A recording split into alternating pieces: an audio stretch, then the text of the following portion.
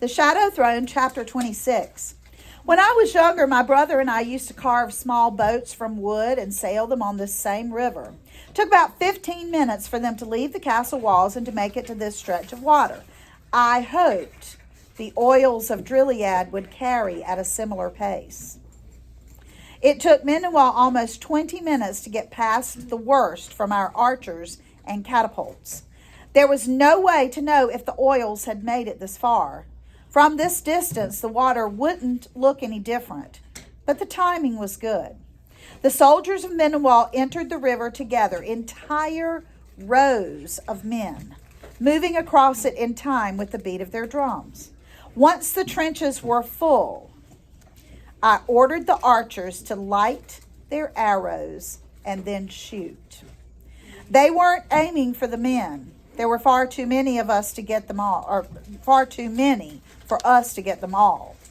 They were to aim for the water. The first few arrows entered the water and were immediately extinguished, but those in the next round found the patch of oil, which instantly lit the river as bright as the midday sun. Fire traveled in ripples up and down the water, burning wherever it fueled, and licking the men in its path. The soldiers scrambled to get away, but the flames would not be stopped so easily. The others who had not yet entered ran to avoid the flames now spreading to the land. Within seconds, Mendenwall was awash in chaos, and their leaders were having trouble regaining control. The drum beats, I noticed, were gone. Once the fire burned itself out, I heard Roden shouting from his tower. I moved until I could see him standing on the ladder so that he was visible as possible.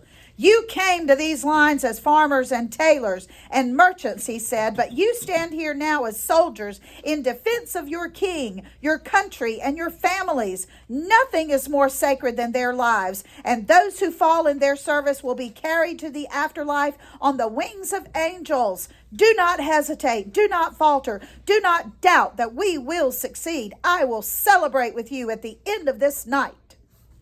With a loud whoop, he then sent all the remaining men away from the lines again to finish the battle. I remained stunned for a moment. The Roden I had known was slow with words, full of self-doubt, and wouldn't have been able to inspire even the most eager warrior. Had such a speech really come from his mouth? Yes. Glimmers of this person had appeared at times when we were together at Farthenwood, even when he didn't know it. I knew this was in him, but just hadn't anticipated he would find his way this well or this quickly. Perhaps it was arrogant to congratulate myself on having chosen such an excellent captain of the guard, but I couldn't help it. He was exactly the leader I had expected him to be. When I raised my sword and started to leave with the men, Mott asked me to stay back for my own safety. I rolled my eyes to let him know I had no intention of that, and so without delay, he leapt over the mounds of earth at my side, and we dove into the battle.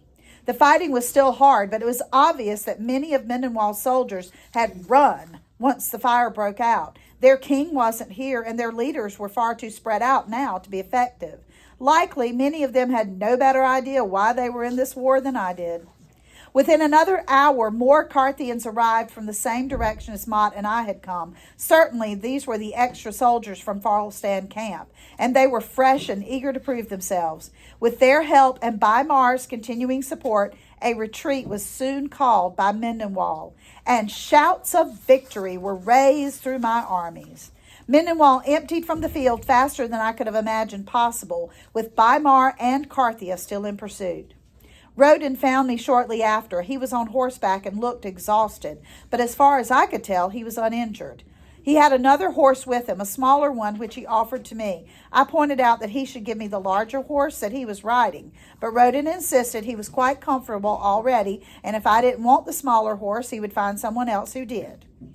As we laughed, Mott said he would stay behind and help with the wounded, then meet me again behind the lines. I climbed onto the horse and Roden said, "You don't need to stay here tonight. Harlow told me what you went through in Avenia. You'll rest better if I take you back to the castle." What, and miss all the fun? I asked. No, I've been away from my armies long enough. They will see me here. We rode farther, and then I asked, are they your armies now? He weighed that in silence, and just when I thought he had decided never to answer me, he said, it's always been your army, Jaron, but they're my men now. What changed? He shrugged. I did. I realized I couldn't expect them to think better of me than I thought of myself. So if I believed I was too young or stupid or inexperienced to be captain, then that's all I would ever be. So what do you believe now? Refusing that question, he only chuckled instead. I believe you need a solid meal. I'd think with the way Mott watches over you that he'd be more concerned for your health. And stuff a meat pie in your mouth every time you open it. I laughed along with him. He'd probably like to try that, just to keep me from talking myself into trouble all the time. Well, that's not a bad idea, you know. We have no meat pies behind our lines, but there'll be good food to celebrate this victory. How are the people in Gilead? Do they have enough food? Roden shrugged. That's a constant concern. Far more people came to the city than anyone expected, and shortages came with them. Lord Harlow needed more supplies, but the men couldn't keep the walls open and defend them too. Then how? Well, you met the women at the river, didn't you? When I said I had, he continued. The women in Gilead told us that if we could push the battle this far from the city walls, then they would keep the supply lines open. The men may have fought for this city, but it's the women who will save it. That reminded me of Amarinda, who had risked her life to return to the throne in my absence, and Imogen, who had given her life to save mine.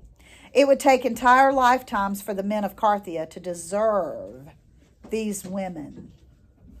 At supper that night, the soldiers toasted one another and celebrated Roden's name and mine for the strategies that gave us the win. I raised my own cup to them, but seeds of worry had sprouted in my mind, and eventually I had to walk away. I couldn't quite explain what was wrong, but that only bothered me more.